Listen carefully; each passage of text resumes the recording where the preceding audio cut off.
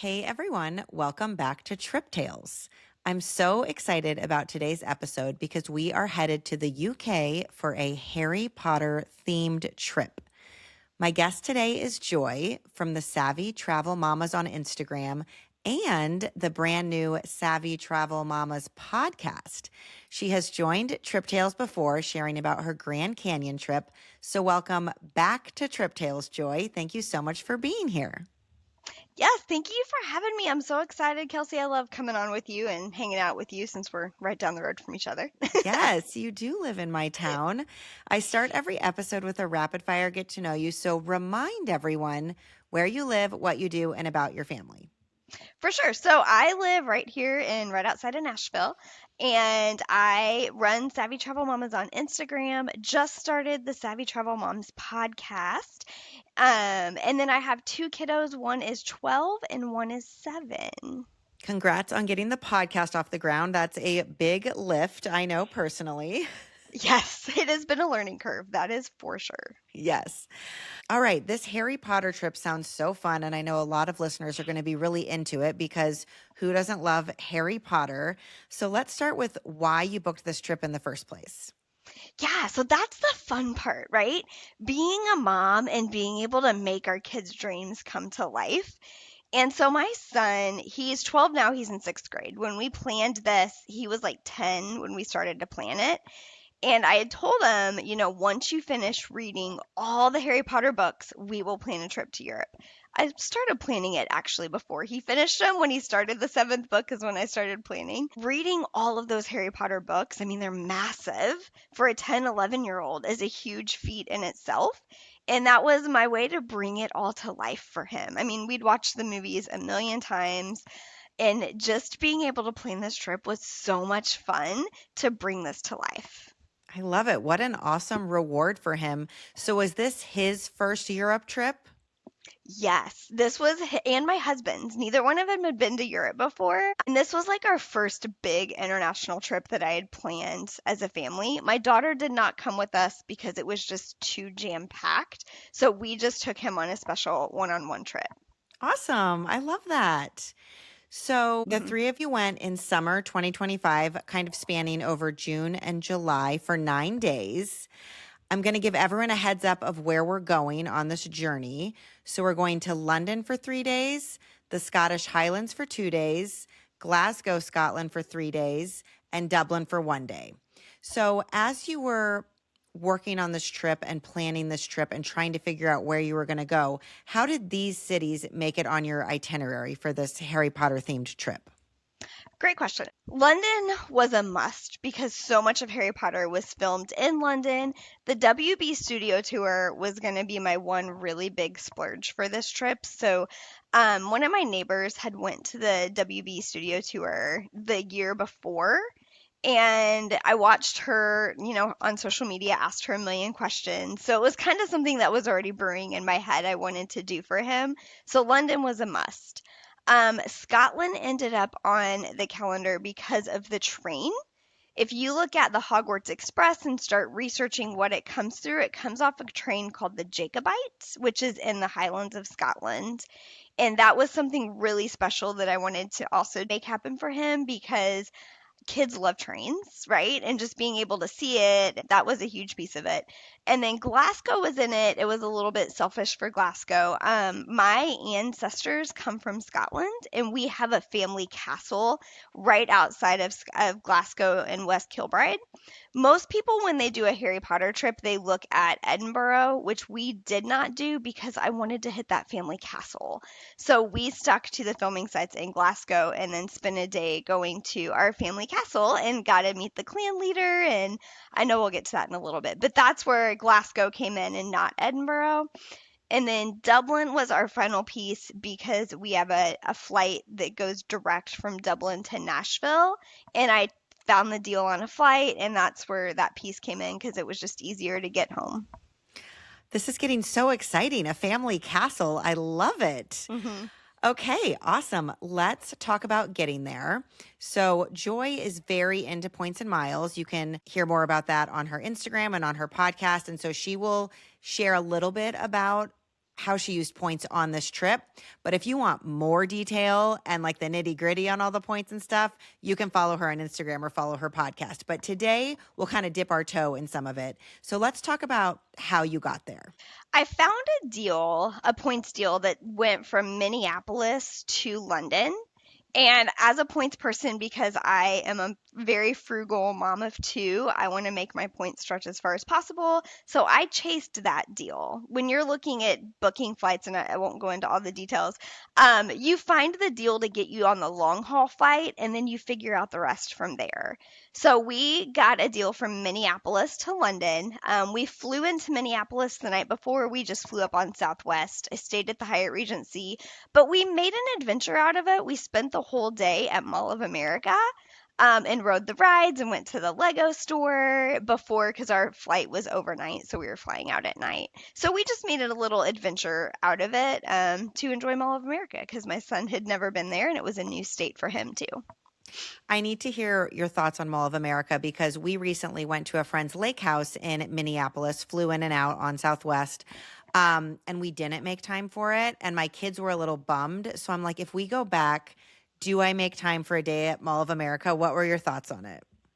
You just need a couple hours. Honestly, you don't need the whole day. I mean, it depends how deep you want to go in Mall of America, right? Like, because it was my son and my husband, I didn't go walking around shopping or anything. We hit the highlights. We hit the Lego store. We hit the Crayola store. We did not do the Crayola experience, which is a whole thing you could have done. And there's like an aquarium, and there's all kinds of interactive museums and things you can do in the mall. We just really focused on hitting up some of the rides, which were a lot of fun.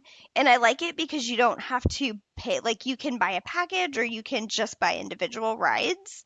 So you can kind of make your day whatever you want it to be. But if you go in the morning, I mean, you can be in and out of there in like 3 hours if you're just going for the rides. We went Got on a it. Monday morning and it was dead. We walked on every ride. Okay, good to know. How was the Hyatt Regency Minneapolis? It was really nice. I mean, it was a Hyatt Regency. We got in super late. We got up the next morning and went to the mall and had them store our luggage. So we didn't spend a ton of time there, but from a location perspective, it was like a 10-minute drive from the airport. It was super close to the airport, and then we could walk to Mall of America. Oh, They that's also had a convenient. free shuttle to Mall of America, too. So that free shuttle was really easy to get back and forth. Great. Love it. Yeah. So then after your Mall of America time, you fly Minneapolis to London. What airline did you fly and how many points did it cost to fly on that flight? We flew on Air France, and it was 54,000 points total and $69 for the three of us in taxes. Now, the flight was actually a little bit more. I caught a transfer bonus on it, so I want to say it was really like 20,000 points a person. I like to catch transfer bonuses on all my flights that I can to make my points stretch farther. So, Awesome. So when at that time, when you transferred your points to Air France, there was some sort of a multiplier that helped you out in this. Awesome. yes. And how was the flight? It was fine. I mean, we just do economy. It was Air France. I know a lot of people love Air France. I really enjoyed our return flight home a lot more, but it got us there, and that's what it needed to do. So it Great. was long. Yeah. Okay. So you land in London, and where are you staying, and how do you get there from the airport? We stayed at the Holiday Inn Express Victoria, which is over in the Westminster area of London. They had a really great family suite that was perfect for the three of us, and I have an IHG credit card, which was why I selected that location. Because when you get to Europe, it's really hard when you have more than two people to find space for everyone to stay there. So my options are already limited to begin with. But we took an Uber from the airport there because it was probably about an hour from London Heathrow to get into the city. And it was just easier for us to hop on an Uber for our first trip. I didn't want to deal with the public transportation right away because we were Yeah. tired. You know what? That is becoming a theme on my Trip Tales episodes. Maybe we're all getting older. I don't know what it is, but it is becoming a theme of I don't want to mess with an app. I don't want to mess with, especially if you're with kids. I hmm just want to get to my destination. So people are Ubering and ordering car services and saying, this is my splurge. Yes, we did. Had it not been our first trip, I would have been more open to transportation because I know it's really easy in London. But it was our first time there. It was a long day of travel. None of us had slept. And I just decided, you know what? It is not worth the argument right now with my son and my husband while we stand here and figure this out. So I think that is very smart. So, how was the Holiday Inn Express Victoria? I actually really enjoyed it. From a location perspective, it was on a really quiet street, but the Pimlico station for the tube was about a block away, and then the bus was a half block away. So either route you wanted to go, you were really close to transportation. There weren't a ton of restaurants near it. We did have to walk a couple blocks to find restaurants, but it was a really quiet street. Our room had air conditioning, which Nice. is a bonus in London because there's not air conditioning, and it was 90 degrees on the day we arrived. So I was incredibly thankful for air conditioning. I love a free breakfast, and they had a really actually good free breakfast. It was much bigger than I expected for an average Holiday Inn Express, too. So Okay. And this was your first trip to London as well? I had not been to London either. Yeah. Okay, so tell me what you were feeling and seeing and how your son was feeling as you arrive and you're Ubering over to your hotel. Like what are you seeing? What's it like? It was very magical. It was like all these images and pictures and movies that you've seen of London in the past just coming to life. Now, we were exhausted because you had flown all night and we didn't sleep on the flight. So we were tired, but it was just so cool. And our Uber driver was so hospitable and nice and just pointed everything out to us as we drove along. And we asked him a million questions and just had a really great conversation with our Uber driver, which I think that can really make or break the experience too, having a good Uber driver that wants to interact and is excited to be like, this is my home. Let me point this stuff out as we drive by. So it made a huge difference for us. Absolutely. Okay, tell us about some of the stuff that you did once you kind of get acclimated here in London, some of your favorite activities. Well, the first day we kept it easy because we arrived like in early afternoon, and by the time we got to the hotel, it was kind of late. So we just went and found dinner. And in all of my research on Harry Potter, there was this hotel called the Georgian Hotel, which come to find out was about a block away from our hotel. And it has nothing to do, they were not a filming location or anything, but they have Harry Potter suites that they have set up to look like the dorm room that Harry Potter lives in. And so we walked down to that hotel because I'm like, it's right around the corner, guys. Let's just go see if we can ask to see one of their rooms. And they had one available and they walked us through and we got to see the whole room. And it was so neat just to experience the way they have it set up. So if you are looking to pay for this trip and you want to like really bring Harry Potter to life, check out the Georgian Hotel and get one of their family suites that they have set up to where you are immersed in Harry Potter even when you're sleeping. That is so cool. How did you get to go see it? Did you just like go up to the front desk and ask, "Hey, is this room open and can I go take a peek?" I did. My husband was so embarrassed. And I do this kind of stuff all the time because I used to work in hotels, so it doesn't faze me. But I did. I walked up to the front desk and I was like, hey, I read that you guys have some Harry Potter rooms and you were possibly a filming site, and just played stupid. And they're like, well, we weren't filmed here, but we do have rooms. And he's like, but I think they're all booked. And this other lady comes over and she goes, they're not. I'll show you. You want me to walk you there? And so she just walked us down and I took some videos and photos and it was really cool. So if you Good just for you. play dumb and be super nice, people, they help you. I love it. Good for you. That's so cool. What's day 2 look like in London for you guys? So day two was our big day. It was the studio tour day. I will tell you, if you're going to the studio tour, you need to make your reservations at least like 6 to 8 weeks in advance. And you guys were I talking about the WB Harry Potter Studio Tour, which is kind of like a whole to do if you're going over to London and you love Harry Potter. This is a must-do splurge. Now, there's plenty of free stuff to do in London, and you can buy Harry Potter tours where they take you through the filming sites. But the studio tour, if you are going on a specific Harry Potter trip, you have to do these things. So you need to get your tickets about 6 to 8 weeks in advance. I waited a little bit too long to get mine, and I had to reshuffle my whole itinerary for our trip.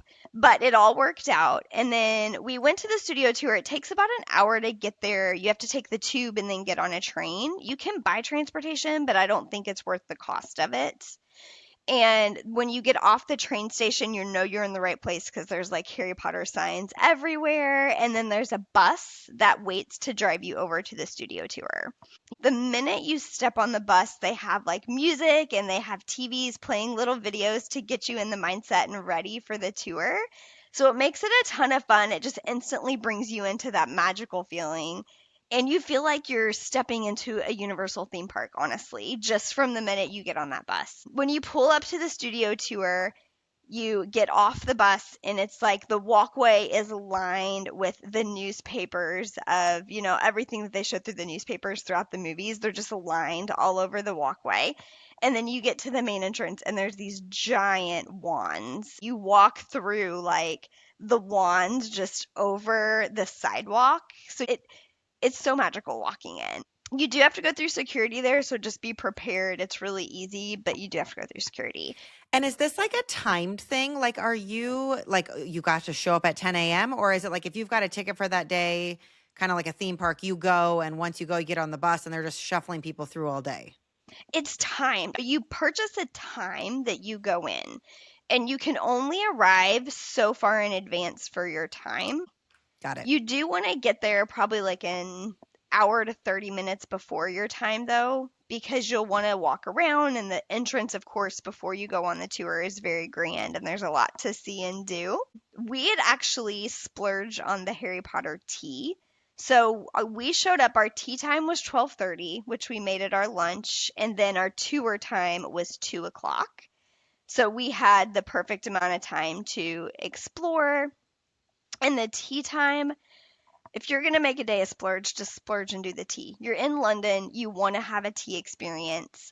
The Harry Potter tea, everything was themed and they came out and like the chocolates looked like the little golden snitch balls, and my son got frog hot chocolate and the little sandwiches, and they had little meat pies that had the H encrusted on them for Harry Potter, and like some of them had the happy birthday Harry cakes, and it was so good. It was a ton of food, and it was just what we needed to fill us up before we went on the tour. How fun. I love that. It was a ton of fun. I loved the tea time. What type of a room is it in? Is it in like, is it kind of like its own little restaurant? Is it just one room off of this whole other tour? Like, where are you going for it? So when you walk in the studio tour, there's like this big grand hall that has a huge dragon that's hanging over. And then there's little shops, and there's the gift shop, and there's like a little cafe and a restaurant. And then it looks like not a fine dining restaurant, but like a nicer sit down restaurant. And that's where they serve the tea. So you have to have a pre-purchased tea time to go in and have it. Do you remember how much it is per person? It was around $50 a person, 42 for my son, and we were 58. Okay. I feel like, though, between a full meal in London and an entertainment experience, that's not too bad. I mean, like, I'm thinking about this, what you pay in Disney World for like a character breakfast, and I feel like it's like $80. So I feel like that's like worth the money to have this experience. When I started looking at teas around London to try to schedule a tea time, they were all about that. I mean, heck, at Christmas time, there was a hotel here that did a hot chocolate bar, and it was like $60 a person or more. And I was shocked, thinking that's more expensive than paying for tea in London at Yes. Harry Potter Studios. So I felt like it was very reasonable because we also treated it as our lunch because we timed it around that. So it just was our meal. Perfect. So then after your tea, what did you do next? We browsed the gift shop a tiny bit, and then we just went in and started our tour.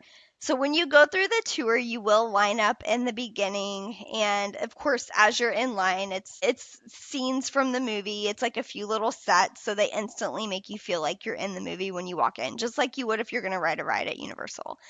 And then they take you into this room that has screens all around it, and you're standing there, and they bring on a little video where the actors and actresses from the movie come in and welcome you along with some staff, and they explain to you like, this is where we lived for however many years. We were here in and out every day. Like, they told you some of their favorite memories from filming, and then they open the doors and you're in the grand hall.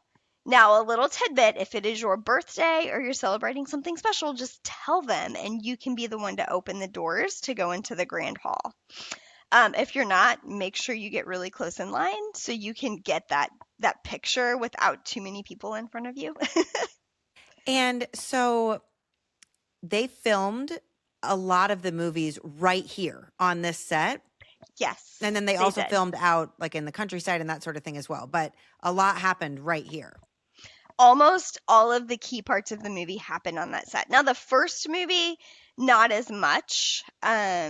Of course, like they'll tell you to when you go through it. Like some of the bank scenes and stuff were actually filmed at a local bank in London for the first movie, but then they replicated a lot of the things on set and then filmed it all there too. Like there's Cool. original inspiration for like Diagon Alley and Hogwarts Mead, and a lot of that is original inspiration from the city, but then they just built it on set. Very cool. Okay, when you sent me a video of like a dragon breathing fire that's so intense, what part of the tour is that? So that's actually towards the very end of the tour. That is when the bank is blown up. So as you go through the studio tour, you start in the grand hall where they have like feasts set up, and they have mannequins that are supposed to represent like Dumbledore and all the staff and everybody sitting up front. And then you kind of walk through, and the next room you go into is there. It's just like this massive, massive hall. And there's like Dumbledore's office that you get to walk in, and you peek in, and it has. Have you seen all the movies? I've seen most of them, yes. Okay, so in Dumbledore's office, he has that thing that the memories live in, and you Okay, walk over to it, and you can look in it, and you see them like floating around inside of there. so cool. And then you go to like the potions classroom, and it's so interactive. So every room you go in, they have these things that you wave your hand in front of, and then the magic happens. So you go to the potions classroom and you wave your hand in front of this little thing there, and then all of a sudden the wand lights up and starts stirring over the pot. Wow, And so then it's you not just like you're following a tour guide and they're like, to your left, this is where this was filmed, to your right. You actually get to like wander and it's an interactive experience. and you can take your own time. There's That's so nobody cool. there telling you like you have to leave, and you can read as much as you want to read. They give you like how they did the makeup, how they did the hair. They show you the behind the scenes workings of how they set it all up for like some of the illusions, and the stairwell, it's only one stairwell that they have. Like when they're at school and they're going up and down those stairs. There's only one stairwell, and it's all on one wall, and we have a picture standing in front of it, but they it moves, and it's just the way that they filmed it. And That's they so walked cool. through some filming illusions too, where they make it look like it's this really long hallway, but it's not. You stand there and it's like life size, and then you look down and like they just shrink the set, and so it gets like really, really tiny, and it's the size of the mouse at the end, and it's not that big, but it looks like this massive long hallway. Wow. What is this? I pulled up a picture. Is this like where you're walking? You can go explore all these different areas? So that is the set that they used for Diagon Alley and Hogsmeade Village. If you look down it one way, it's Diagon Alley. But if you go to the other end and you look back the other way, it's Hogmeade's Village. And so Stop. it's all an illusion on the way they filmed it. Yeah. That is so cool. You guys that are listening, I pulled up a photo that kind of looks like what you'd think of as like Diagon Alley when you're in Universal Studios Orlando. You know, it's like a London street with the little shops and the windows and the signs and the cobblestone street.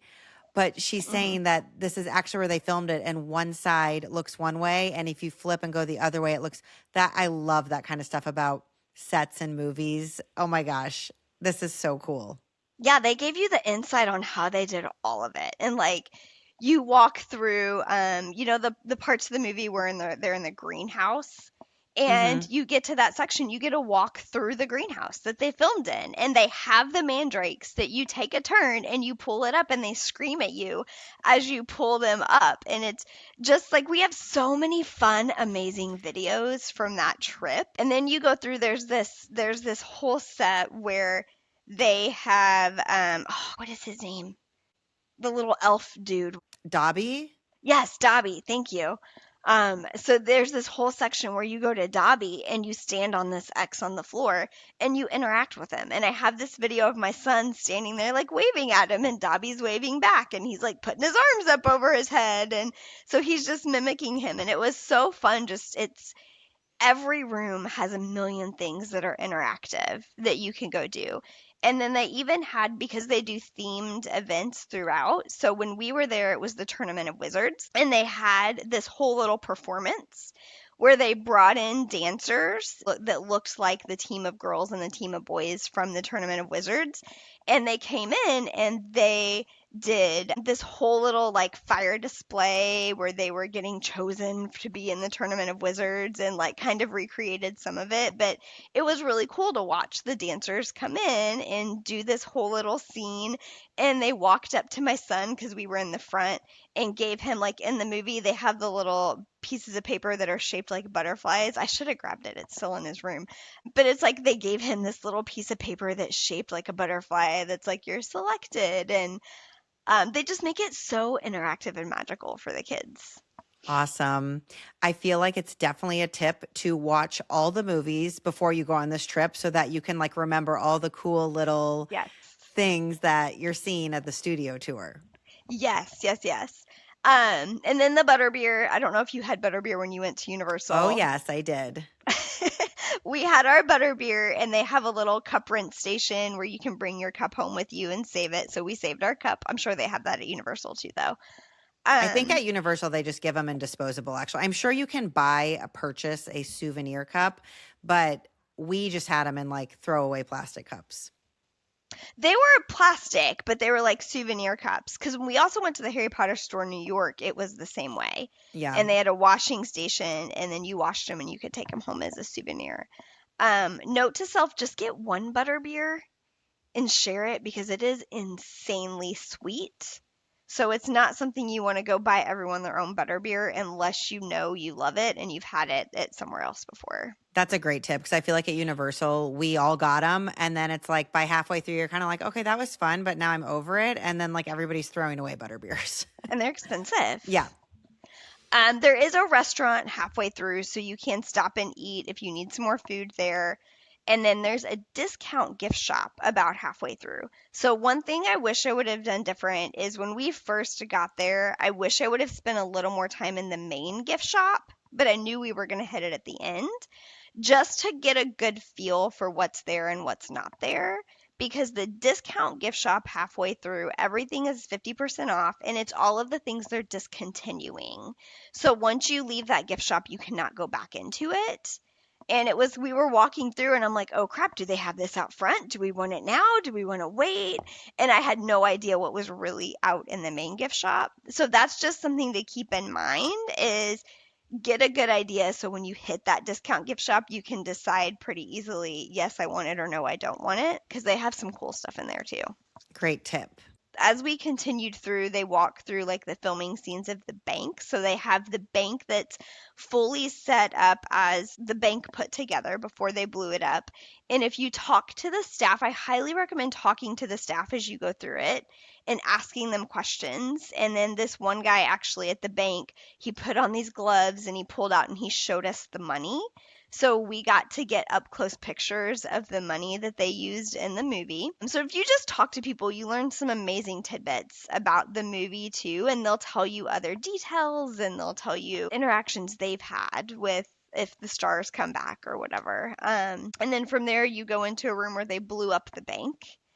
So you get to kind of walk through the different steps of blowing up the bank to the very end where that dragon comes out at the very end and blows fire all over you. Okay, we're going to share this video of this dragon because if you've been to Universal Studios Florida, you know there's the dragon on top of the bank that's blowing fire like every 10 minutes. But this one's even more dramatic. He like kind of comes out of some smoke. So we're going to play a quick video. The anticipation. And I had seen this on Instagram. I knew what was coming, so I made my son like wait until we could get in front and have that front row experience. Here he comes. Oh my gosh.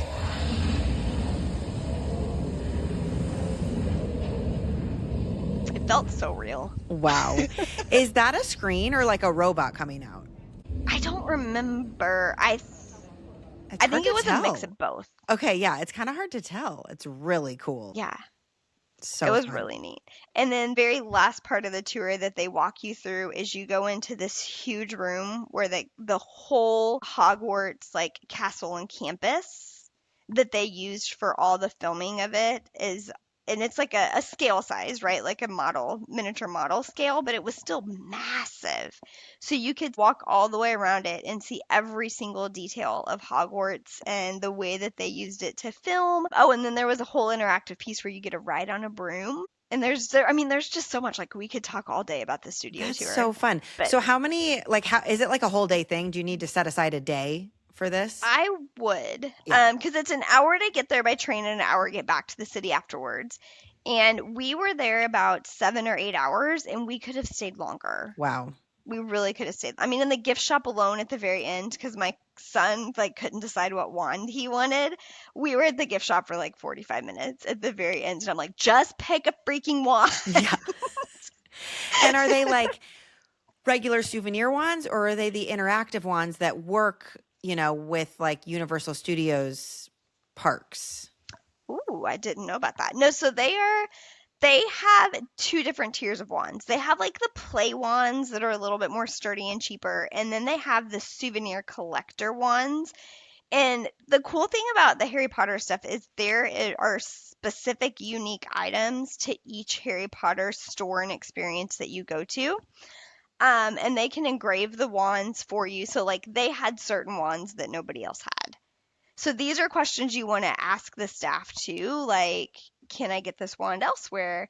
And you also need to make sure that a younger sibling does not get a hold of the wand and break it the day you get home. No. Yeah. No. Yeah. We carried that thing so carefully through Scotland and Ireland, got stopped at airports with it, and like held on to it like it was breakable, like we're carrying, a baby pretty Yeah. much. Get home, he pulls it out, shows his little sister who grabs it, starts playing with it, bangs it on the floor, and it cracks. Oh my gosh. So here I am trying to like email in London, how do I replace this? Did you get it replaced? We were actually going to New York 2 weeks later, and I took him to the Harry Potter store in New York and let him pick out a new one. That is one of those parenting moments where you are just like trying to manage the emotions, trying not to completely freak out on your other kid. And you are like, can we just rewind 5 minutes and do that over again? Because this is really not how I wanted this day to go. Oh my gosh, I feel for you in that moment. I wanted to cry because it was just like this huge special souvenir. It was his one huge souvenir from our trip because those wands aren't cheap. No. And it was like our souvenir we got him. It was the really big splurge on top of the experience, and it got broken within 5 minutes of being home. Oh my gosh, I'm so sorry. That is so stressful.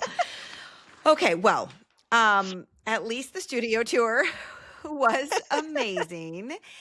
And then you guys headed your hour back to London. And by that point, was it basically like the day is done? Yeah, the day was done. We just found a really easy restaurant near the hotel, nothing special, and then pretty much went to bed. We were exhausted because it was a very long day. All right. So what did you do the next day in London? The next day was our tour day where we had to jam pack all of the London tour sites in. So I leveraged my following and got a partnership with Go City to get a 3 attraction pass, and we knocked them all out in one day, which I don't recommend. So we got up that morning, we went to Tower of London and saw the Crown Jewels. So this day wasn't really super Harry Potter themed, but we did see filming sites. We did St. Paul's Cathedral, which my family was not excited about at first, but I told them that you cannot go to Europe and not see a cathedral. I don't care if you don't want to do it. We are doing this. So we get there and they were like, oh my gosh, this is not what I thought, And then our tickets included the hike to the top. Have you been to St. Paul's before?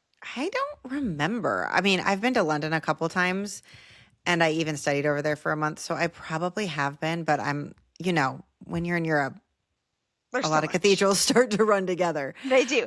So anyways, I can't remember if I've been there, but It's okay. It's like the most massive cathedral in London, and you can walk to the top, but it's like 500 steps to the top of it. And there are these little bitty, like circular steps as you're going up, and you can't stop because you have people in front of you and people behind you. So you're walking. We made it about halfway, and there's a platform, and I'm like, I really want to go to the top, but I'm done. I just climbed up 250 steps, and I can't keep it going. So my husband was really mad because he wanted to go all the way to the top and like look out over the city and walk outside and experience it. And I'm like, you can go, but I'm done. Like, I'll meet you in the gift shop. Did he go?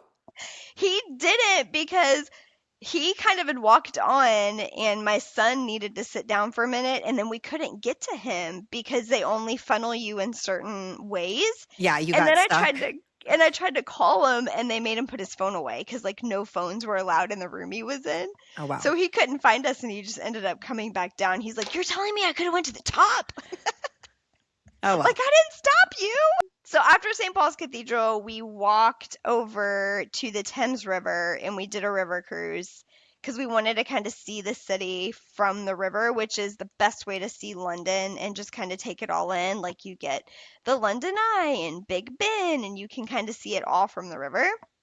And then we got off at the stop where Big Ben is, and then we walked over like through St. James Park and went to Buckingham Palace and just kind of picked up all of the sights. And then from that point, we walked over to Trafalgar Square and went to the Lego store because you're in London, like you're there with your kid, which I'm really glad we did because the Lego store is one of the largest in the world.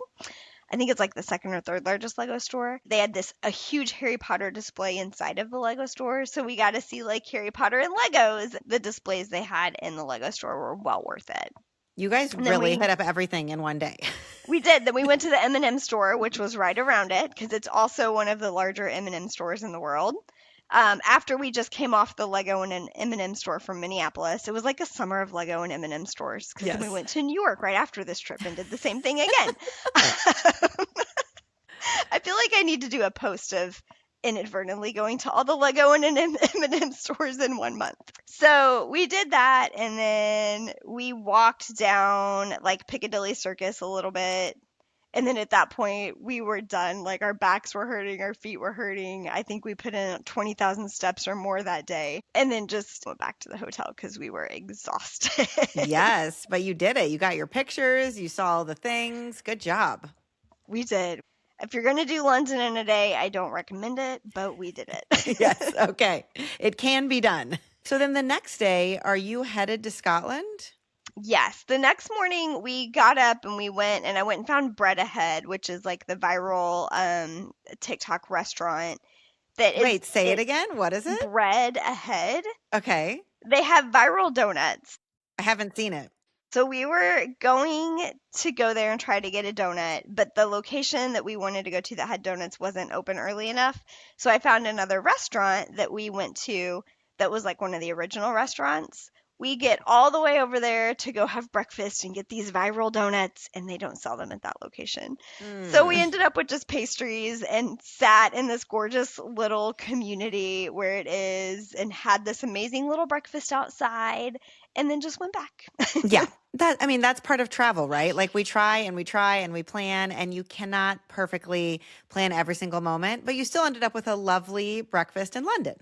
We did, yes. And then we went to the airport and we flew out of London City Airport, which is a much smaller airport. I didn't want to go back to Heathrow just to go inner Europe flights and deal with all the chaos of London Heathrow. So we flew out of London City and Ubered over there and then hopped on our way to Scotland.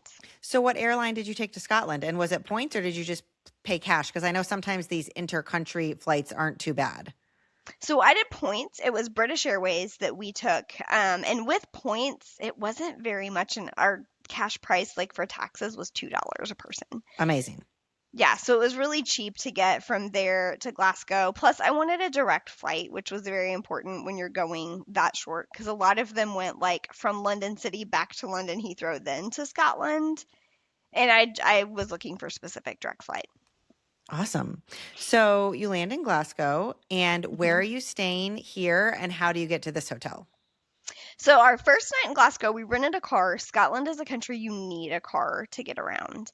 And we get to the airport, we rent our car, and we were actually driving up to the Highlands that night.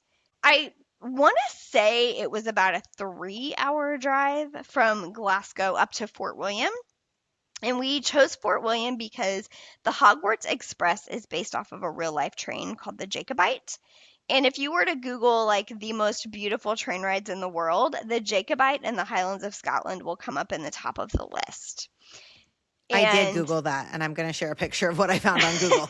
You also have a video in your own photos, but this is just like a Google photo, but it really is spectacular.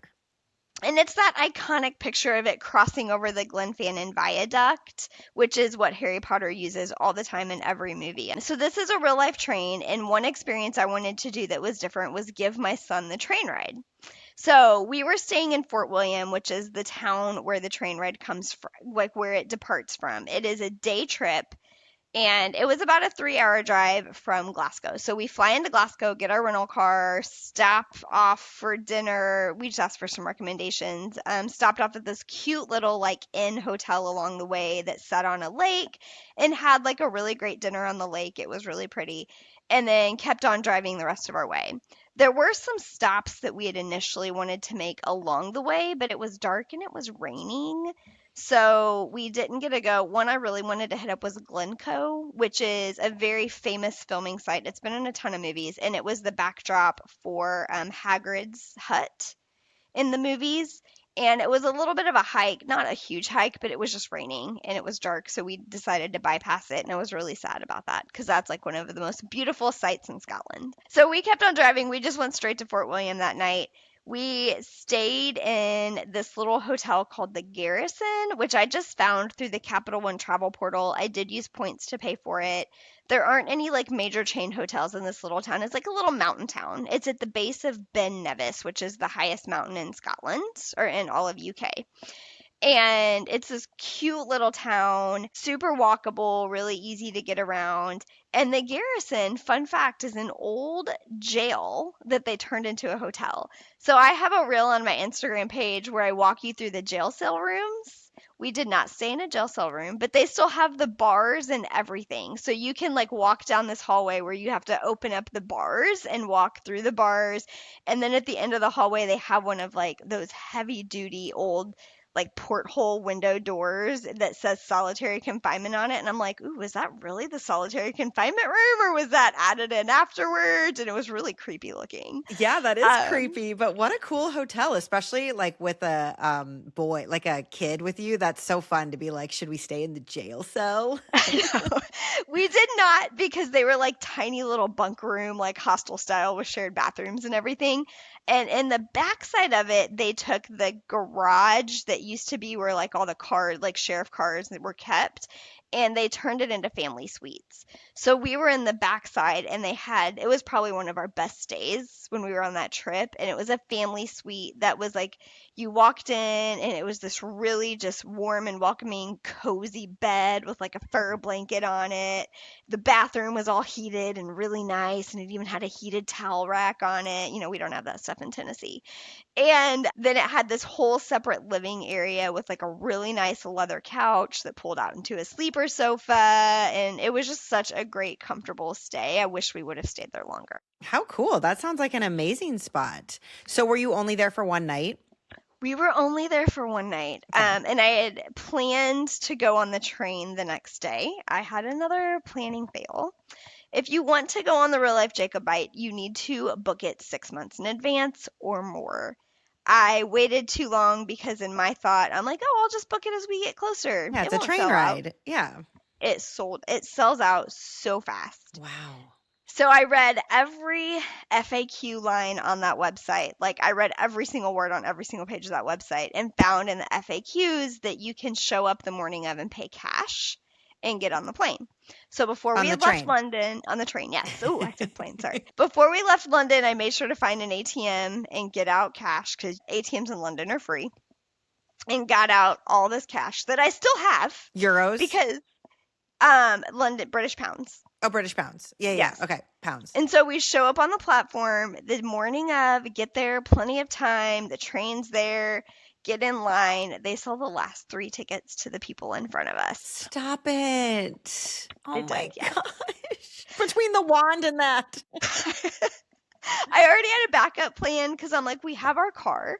I had already researched the route. I'm like, we'll just chase it in our car. So I'd already had that backup plan figured out in my mind in case that happened. I was prepared. I asked them when we couldn't get on. I said, "Can we still look on the train? Like, can we walk on the train and go look at it and walk around and get pictures?" And they said, "Absolutely." So we got to walk in the different cars of the train. So like the first class train, we got to walk in and take pictures and see the setup. And they had a little gift shop where they sold like the candies and the frog chocolates and the pendants and a whole like Harry Potter stuff galore was sold everywhere at the train station. Oh, so they theme it out for Harry Potter at this point. They theme it out, yes. Great tip to know that you really need to be on top of this at least 6 months out. If you had gotten on that train, how long is the train ride? Where do you go? Do you just kind of go and then come back to the same spot? Like, what's the ride like? It's a day trip. So it's a 2-hour train ride, and you go to, I don't know if it's Malag or Malag, and it's farther up into the Highlands. It's like a coastal town. And then you're there for about 2.5 hours. You can have lunch. The city has, or the little town has excursions built all around it. And then you come back to Fort William. So it's a little easy day trip. So that's what we were prepared. Like we had our backpack packed. I had an excursion purchased in Malag, and I'm like, I'm purchasing this excursion. I'm going all in. So we just went ahead and hopped in our car and followed the train. And it was fun to kind of follow it and watch the tracks and look for the smoke as we went. And we beat it to the Glenfinnan Viaduct on the way there. And we were going to try to park and catch it cross. But it was so packed. Like you have to get there way before the train to get to the Glenfinnan Viaduct because there was nowhere to park. They were turning cars away. Cars were parking in the road, like blocking traffic. People were everywhere to try to catch it crossing over. So we're like, we'll get it on the way back. We'll make sure we leave enough time before the train to beat it on the way back. That's like one of those Instagram versus reality things where it's like, look at the train crossing over the viaduct. And then you like pan over and there's like hundreds of people doing the same thing.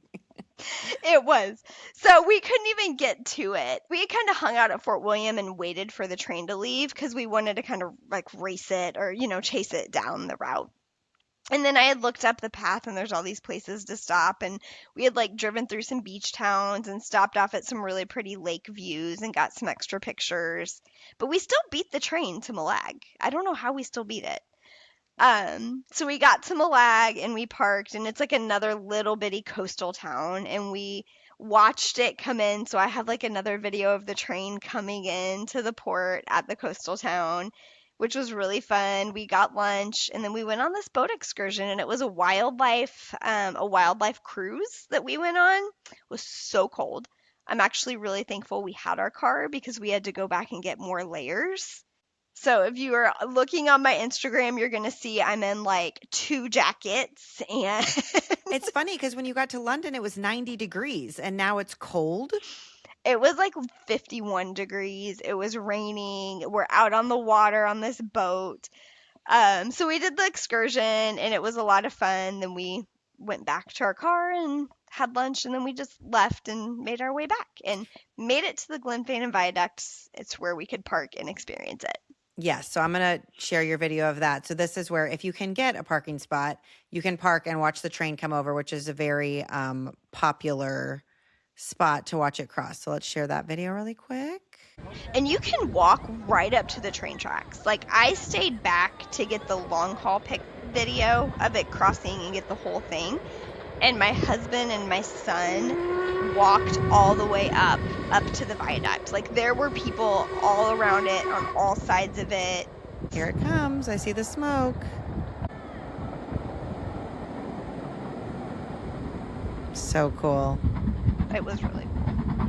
And you'll notice the train's flipped around backwards. So if you catch it going to Malag, it's forwards, but then they have to move it and come to the other end of the train. So it pulls it backwards when it goes back. Oh, funny. I know it's hard to tell in that video, but yes, it's facing backwards as it's pulling the train back to Fort William. Okay, so even if you can't get a ticket for the train, you can still make it super fun by chasing it, taking videos of it down there, and all that fun stuff. And you get that iconic moment of watching it cross over the Glenfinnan Viaduct, which was a really cool just movie moment to watch it Yes. cross over it. So at this point, you guys are now done up there and you're driving back down to Glasgow? We are. So we went back to Fort William and we had decided we were going to actually take a detour up to Fort Augustus to go see the Loch Ness Monster. Because it's kind of that moment like you're in Scotland, it's only an hour out of the direction, like the wrong direction from getting back down to Glasgow, but we're like, we're doing it. We're here. Yeah. So we're just going to go find Loch Ness, right? Because it was another request of my son, if we're that close, like, let's go find Nessie. So we drive up to Fort Augustus and we go chase down Nessie. And I have like all these pictures. We hung out at the edge of the Loch Ness for a long time just because it was such a cool, peaceful place to hang out. Like we went and skipped rocks and just walked around the edge of the lake. And then in the town, they have this whole museum dedicated to Nessie, and they have Nessie experiences. And you can go. We didn't go to, we drove up to the museum. We went to the gift shops around it, but it was kind of late in the day, so we didn't do the museum. But it was just fun. Like they get really into Nessie and you talk about Nessie and like all the stories of it and the history of it. And it was just kind of a fun little thing. Like you chase down the Loch Ness Monster. That is fun. I feel like I don't know much about the Loch Ness Monster. I mean, I obviously know the like word, but so it's like a fictional monster, right? But or not. What is it? That's the story. We don't know. I mean, they even have boat tours. You can go out on the lake and look for Nessie. Okay. But that like they keep it alive. I guess I didn't know it was in Scotland. Yeah, I didn't either until I was researching for the trip and I saw it was right there. And I'm like, oh, it's not far from Fort William. We have to go find Nessie, you know? Fun. So it was fun. The gift shops were really cool. They even had like these big Nessie animatronic characters inside the gift shops, and they go all out for Nessie. Cool. We ended up going back to Fort William on our way back from leaving Fort Augustus, and we were hungry, so we're like, we're here, let's just have dinner. So we parked back in Fort William and went to this great little pizza place. It was probably one of our favorite meals of the whole trip. It was just right in the heart of town, and it was just like a super comfortable, casual environment. Had pizza, and then went on our way back to Glasgow. Perfect. All right, so you drive back to Glasgow, and where are you staying here? So we stayed in the city center at the Doubletree. Fun fact, when we checked into the Doubletree, there was an anime convention going on. So we had lots of fun people watching. Well, is your son into that at all? Because my 10-year-old son is into anime and reads all the books, so he would be like, jackpot. He's not. Okay. He's not at all. He was like, why are these people dressed so crazy? Yes. What is going on? Like, I'm going to take the stairs. That's funny. So we checked into the Doubletree, and then we went and found the cloisters, which is at the University of Glasgow, and it's where they based the inspiration for what Hogwarts feels like for the whole campus.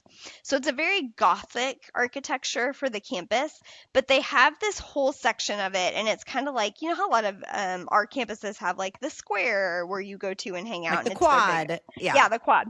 It's like their version of that, and it just has all these archways in it, and it was so cool. It was pouring down rain because it's Scotland. And we're going there and we're trying to figure out where we're going. It's a Sunday evening. There's like nobody out. And we see these girls walk by us dressed up in their Harry Potter robes. And I'm like, we're going wherever they're going. Follow them. Wait, what's the place called?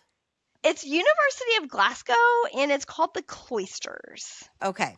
The Cloisters is what the university is called, or this area within the university? This area within the university. And it's just like this open archway space that cuts through buildings and leads you out to the quad, and it has just these gorgeous archways. So like if you're watching the Harry Potter movies and they're hanging out in that space where there's all of those like different heights of archways and stuff, that's where it is. Okay. And it was actually filmed here, or this inspired Yes. that? Oh, okay, cool. It was filmed there, but then the architecture of the whole university like really inspired Hogwarts. So you Cool. feel like you're in Hogwarts when you're walking through the University of Glasgow. Very cool. That's a great stop. Once we found it and got in there, there were like all kinds of people dressed up in their Harry Potter robes getting all these pictures, and we're like, we're definitely in the right place now. Yes. What type of rain gear did you guys pack for this trip? Because it sounds like you got a lot of weather. So did you have jackets, ponchos, shoes that were waterproof? We bought like heavier rain jackets because we also knew it was going to be cold, but I had packed extra light jackets for us because I hate being cold. So we just had extra layers. So we had rain jackets. You're gonna get your no matter what kind of rain jacket you get, like you're just gonna get wet. So we had like a little miniature umbrella we had packed too. Shoes, I had actually. Have you heard of Vessies? How do you spell it? Vessi. No. So it's a Canadian brand, and they're known for waterproof tennis shoes that are meant to be like the only pair of tennis shoes that you travel with. And I had purchased a pair of them just specifically for that trip. And I really wish I would have spent a little bit more money and got the cuter pair because I didn't know I was going to love them as much as I do. And mine are not cute. I got the like cheap clearance one. But my feet were dry the entire time, whereas my husband had to blow dry out his shoes every single night because he only brought his Nikes and they didn't make That is a great it. tip. And I'm gonna look up this Vessi and I'll share a direct link in the show notes just so you guys know. But that's a great tip because there's nothing worse than wet socks and wet shoes trying to make it through a whole day. So good tip. Hey, those Vessies held up against Niagara Falls. So I am like forever a fan of Vessi. If you can walk through Niagara Falls at the base of it, like when water is rushing at you and your feet stay dry, Sweet. Love it. Europe is nothing. Okay. So that's what we had. And my son just wore, I think he had a pair of Keen shoes that were hmm pretty waterproof, and we were fine. Sweet. The next day was our family castle day. So, West Kilbride is where my ancestors' family castle is, and it's about, I want to say it was like an hour outside of Glasgow, closer to the coast of Scotland. So, we had scheduled an appointment time, a tour time with them, and How do went you do that? there. And Um, wait, first of all, have you known about this like your whole life and you were like, someday I'm going to get there? Or did you figure this out as you were planning this trip and you're like, oh, I need to add this on? okay, so my grandpa, I want to say about like 20 years ago, because several years before he passed away, he had done our whole family history, and it's on my mom's side. And he learned that we have our roots are from Scotland, and then in researching found that there's like an actual still standing, very active family owned castle in Scotland with the clan leader and everything. And he was like a member of the Hunter clan and would go to their like huge clan gatherings. Your And he had grandpa? my grandpa, yes. Okay. And he had taken my mom and her sisters many times, and then my mom has kind of made it a thing that whenever one of her grandkids graduates from high school, she gives them an option to take a Europe trip and go to the family castle. So she has taken some of my nephews, and it was one of those things that I had never been. She'd never taken me. And when we were going here, it was just kind of that no-brainer moment of, well, I want to go to the family castle. So Yeah. how do I do this? And she told me like who to contact, how to book it. And it was like 25 bucks for a person for the tour. And we showed up, and it was us and one other family. They were also like of the same family line, right? So we got to meet some ancestors, or I don't know how like, Yeah. and from Once removed. Australia. Yeah. Yes, like a million times removed from Australia, and have this like just really great experience as we tour the castle. It's one of the very few standing castles from the 1400s in Scotland. And fun fact, William Wallace's tree is actually in the castle because his family no longer has a castle. And it's like a big deal, the tree that he was tied to when he died from the movie Braveheart. And it fell down, but they wanted to preserve it. And so our family was like, well, we were great friends with the Wallace clan, so we'll hold it for you in our castle. So Like an we got actual tree? the I didn't actual know if you're tree. talking about a family tree. Okay. There's an actual tree. Okay, got it. Wow, this is wild. From William Wallace, the actual tree that he was tied to and chained to. And they know it's his because I guess it was like a way that the people that were really grateful for his sacrifice for the country would go and they would tie chains around the tree and ropes around the tree. So as it grew, like, and went down the layers, they would just find more and more chains. Wow. So when it fell over, they had to preserve it because it's such a huge part of Scottish history. Cool. And my family were the royal hunters to the king and queen. Was your And maiden so- name Hunter? My mom's is, yes. Your mom's maiden name is Hunter. Okay. Yes. Cool. And they were actually hunters. They were royal hunters to the king and queen of Scotland starting back in the 1400s. And they fed the royal family. And then another fun fact is where it's located is on the coast. They were integral in fighting off the Vikings. So they were like one of the main families that kept Scotland from being a Viking territory. You guys are hardcore. It was, I mean, I learned all this on the tour. I didn't know about it. I didn't really know about any of it, but it was just so cool to like see how they lived. And it's an actual standing castle. And then there's like another house that they built for family that's been in like filmed in a whole bunch of movies and things too. So Do any ancestors or family members still live on this property, or is it now like a site where people come on tours and stuff? So the clan leader has an apartment on property that she and her family live in, and we got to meet the clan leader. And then there is a house that the the direct family gets to come and stay at Cool. when they're there. Yeah. Wow, what a fun outing. It was completely throwing the Harry Potter theme off for that whole That's day, okay. but it was so worth it. It was so cool. I Yeah. really enjoyed getting to know that much about my history. Yeah, you're like, this is my magical castle wizarding world of the hunters. Yeah. And I mean, you're all the way there. You might as well go ahead and visit that while you're all the way there. That's why we did Glasgow, not Edinburgh. Yeah, for sure. Okay, so then you head back to Glasgow, and do you have one more day there, or are you headed to Dublin the next day to catch this flight? We're going to Dublin the next morning. Yeah. Okay. So we just ended up eating in the hotel because we were just wet and tired. We were just tired of being wet all the time and Right. walking and stuff. So we just ate in the hotel, laid low that night, and got up the next morning and went to the airport and flew to Dublin. Okay, and so you're not just flying to Dublin to catch the flight. You're actually going to stay there a night. Yes. We're going to stay there a night and just, you've come all that way. Why not add in an extra day and experience Ireland? Because we haven't been to Yes. Ireland yet either. I know. I'm kind of jealous because I'm taking the same flight. Joy and I both live in the Nashville area, and it's so awesome that we have a direct flight, Nashville to Dublin. And some of you regular listeners know that my husband and I are going to France this summer. And so playing the points and miles game, we were trying to get home on miles and realized we could fly Aer Lingus from Charles de Gaulle. It connects in Dublin, and then our long haul flight is that direct flight Dublin to Nashville, which is very exciting. But we haven't planned it that we're like doing anything. That's just like a getting home situation, which we kind of need to get back to our kids. But I wish that we had time to explore Dublin. So you get to Dublin, and where are you staying for this one night in Dublin?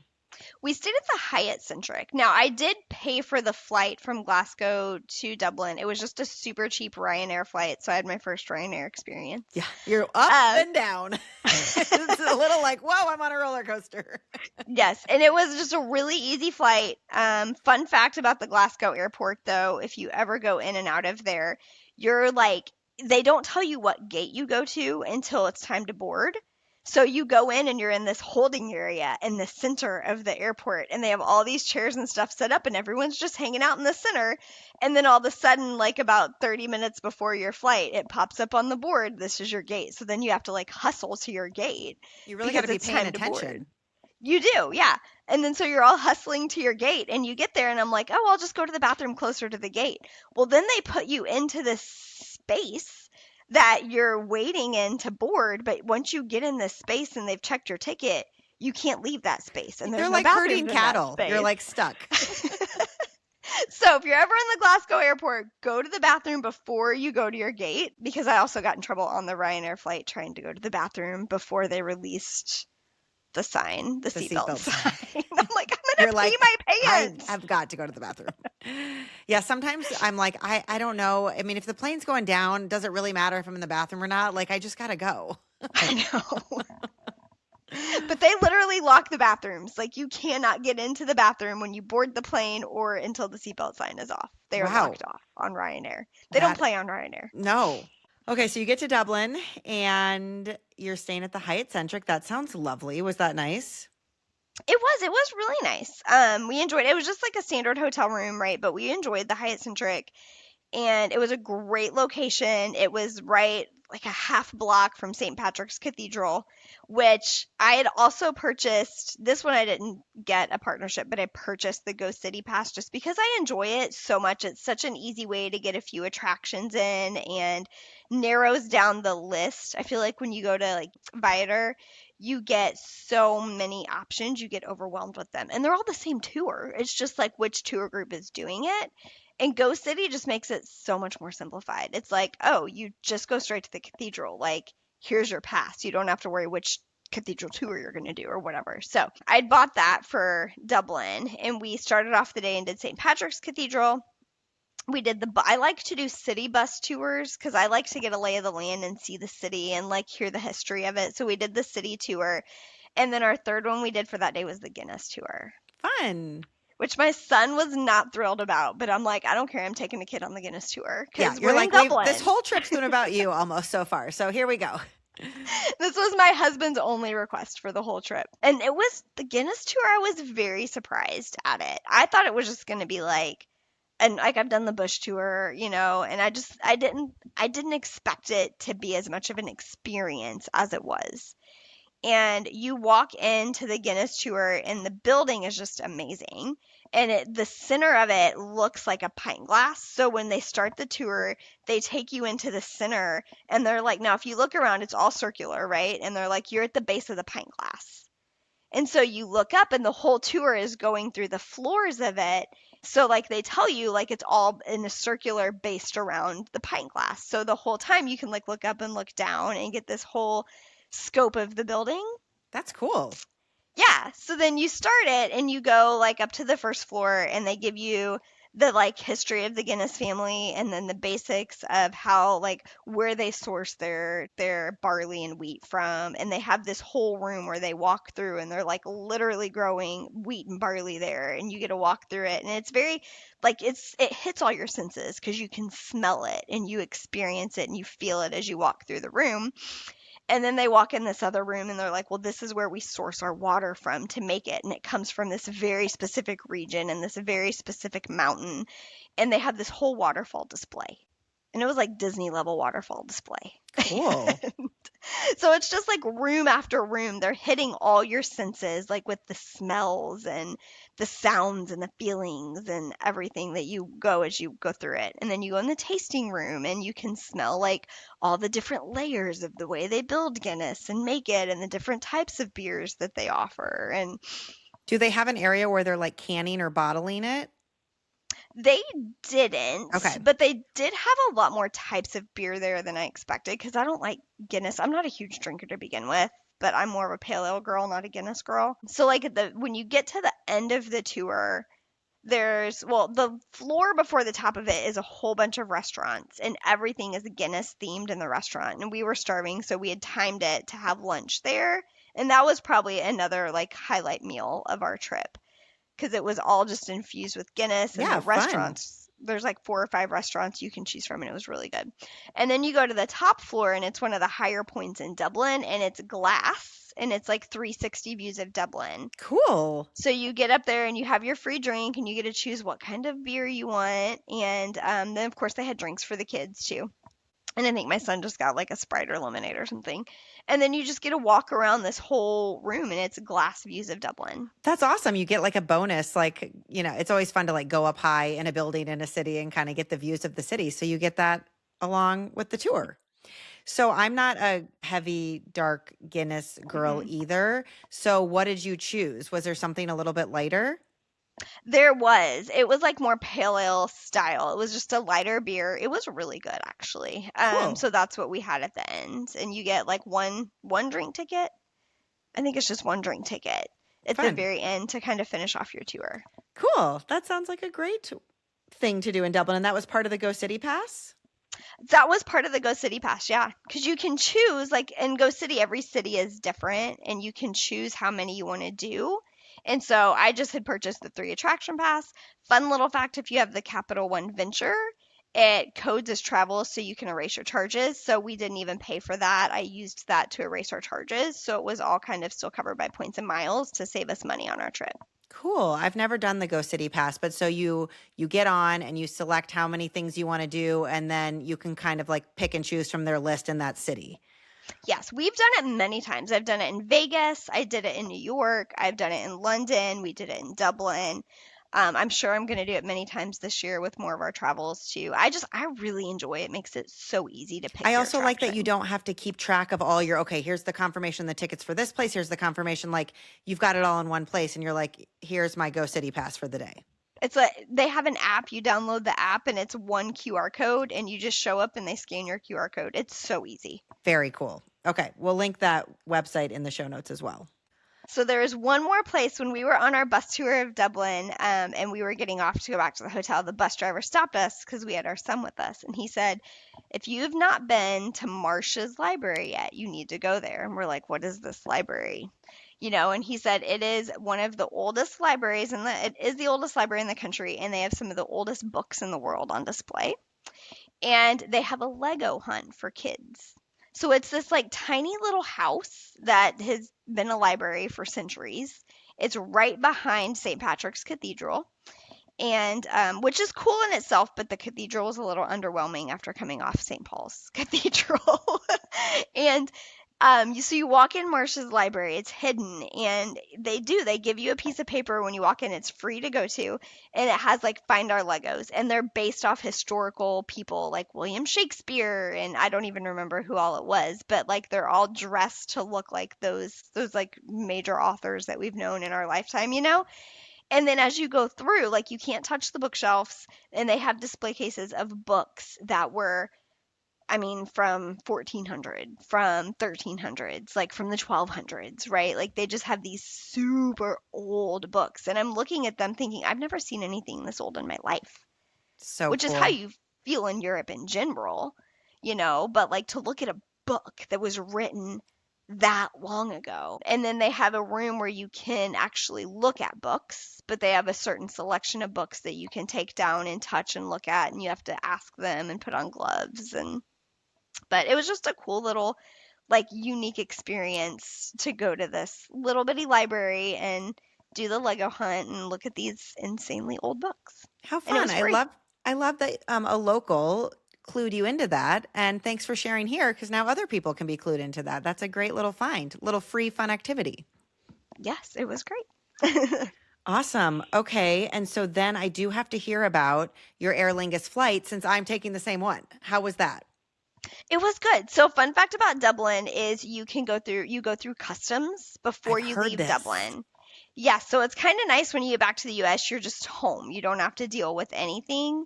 But it did add a lot of extra time at the airport just to go through the customs experience in Dublin. So just make sure you allow plenty of time for the customs experience at Dublin. Do you have to, or if you're running short on time, can you skip it and do it in America? I think you have to. Okay. Good to know. But now if you're on a layover, you funnel through a different route than me. Because like one of my friends, Joanna from Wonderland on Points, did the same thing, but hers was on a layover and they like let her skip the line and funnel through I wonder if differently. that will be us since we're coming through Paris connecting. I guess we'll find out. Yeah, probably. We came to Dublin, so it was a much, much longer line for us Okay. to get through it. Um, but Aer Lingus was actually one of my favorite flights for that whole trip. It was, have you been on JetBlue before? Yes. Okay, so it feels like a JetBlue flight in the way that like the screens are big, you have just more legroom than you have on like Air France or Delta or anybody else, right? So you already feel in economy, you're just in a bigger space. And the plane for that route was brand new. And we got lucky, it was not a full flight. So the food was really good. Even my son enjoyed the food as a kind of picky-ish 11-year-olds. So the food was really good. The staff on Aer Lingus were probably some of my favorite. It wasn't a full flight, so I think that made a difference. But they just like were really interactive. We talked a lot. So they were just really, really nice to interact with. Whereas Air France, they didn't really interact with us at all. We felt like we kind of annoyed them every time we I had to feel like ask a that's how question. everything about France is. I know we're going this summer and I'm like researching like what wineries we're going to go to. We're going to be like in wine country. And I'm like, I'm so scared that nobody's going to speak English to me, even though I know that they know it. I'm going to be like using Google Translate and trying to figure out menus and all that kind of stuff because we're going to be like in the countryside of France. I'm like, they're Oh, definitely yeah. going to be like, don't even try to speak English to me. I mean, Air France was a different experience. We're I flying felt that like over there. So we'll see.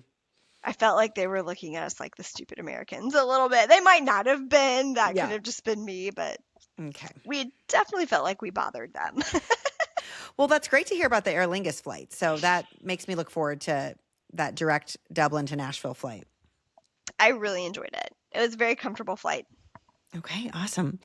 I do have one more thing I forgot to share with you, and this is a tip if you want to do the train. Because it is a little expensive to do the train, it is cash only.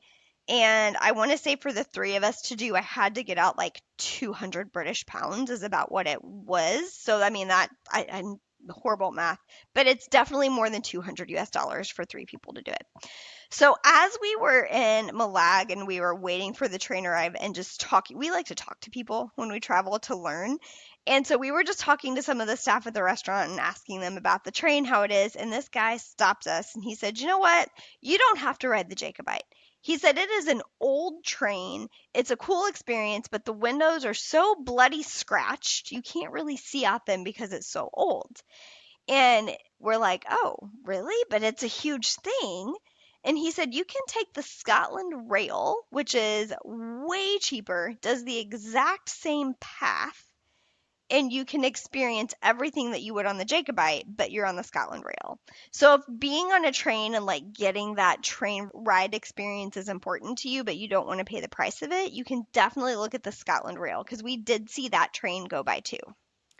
Great tip. I love that. And I guess maybe the one thing you're sacrificing is the Harry Potter theming. Yes. Okay. And of course, being on the Hogwarts Express, right? But you still get to go over the Glenfinnan Viaduct on the Scotland Rail.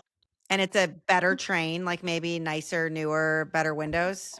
Yes. Okay. The timing may not align as well with the Jacobite for like some of excursions and stuff at the city. But obviously, like I will say, being in our car was way better than I ever expected. And I'm so thankful that we were able to drive it and just have that ability. Great. So we have options. We have a car, we have the Jacobite, we have the Scotland Express, The Scotland Rail, yeah. Scotland Rail. We have options. I love it. Okay, I have a few rapid fire questions for you before we wrap it up with the final question. Let's do it. Okay. If you could only go back to one place from this trip, where would you return to first? Oh gosh. I have to just pick one? Mm-hmm. I would do Scotland. I would go back to the Highlands and I would obviously drive around a lot more in the Highlands because Scotland was gorgeous. The people were amazing. Like every person we encountered in Scotland was so nice, so welcoming. Like they wanted us there. They wanted to tell us everything about their country and like we were at dinner one night and she gave us a whole list of places to go. And it's like they just want you to experience Scotland. Awesome. Love it. What was your favorite hotel of the trip? Definitely the Garrison in Fort William, Scotland. It was such a unique experience. It was just very cozy, inviting, and I was we really enjoyed the room the most. What was the favorite thing you ate? Probably that little local pizza place in Fort William. Sounds like you're going back to Fort William. But maybe, I don't know, the Guinness meal was really good too, but the Guinness meal was expensive and it's supposed to be good because you're at Guinness. So yeah, no, the pizza place in Fort William. Okay. What was some of the food you ate at the Guinness place? Like that was Guinness infused or whatever. So I did fish and chips Love fish and chips. Love it. because I never got it while we were in London. And I'm like, I can't leave it without fish and chips. And I'm 100%. glad I actually saved it for Ireland. Last rapid fire. What was the moment of the trip that felt the most Harry Potter? Either clearly the studio tour, outside of the studio tour because you're in the middle of everything Harry Potter, would have been the train crossing the Glenfinnan Viaduct. Very cool. Okay, Joy, I end every episode with the same question. If someone out there is considering a Harry Potter themed trip, what is it about London and Scotland that would make you say, just book it? I mean, it's like a you want to say it's a once in a lifetime opportunity, right? Because you're not going to go splurge like this on everything. But the only splurge was really the studio tour. You can do so much of it without splurging. And I mean, you can rent a car and drive around Scotland. I just think they're easy countries to go to because they speak English, number one. So they're not as intimidating. And the people were so nice. It was definitely an experience that I will never forget. I mean, I was on the plane coming home from Colorado 2 days ago, and the lady next to me was listening to Harry Potter on audio tour, and I'm like, "Oh no, we're gonna talk about Harry Potter for a minute. Yeah. You're like, excuse me, take your headphones off. I have something to say. You need to go to do this trip." Very cool. Well, thank you for all of this information. I know a lot of listeners, with or without kids, honestly, because Harry Potter kind of spans all the generations. This would be a super cool trip. And even some of these things would be great to add on to a London trip or a Scotland trip that you're doing anyways, maybe not completely Harry Potter themed, but maybe someone will say, oh my gosh, if we're going all the way to London, we need to add on the Harry Potter studio tour. So this was also helpful. Tell people where they can find you online and on the podcast app. Yes, so I am Joy. I have Savvy Travel Mamas. I do it with my mom because she is a Points and Miles queen, and has been to like everywhere in the world.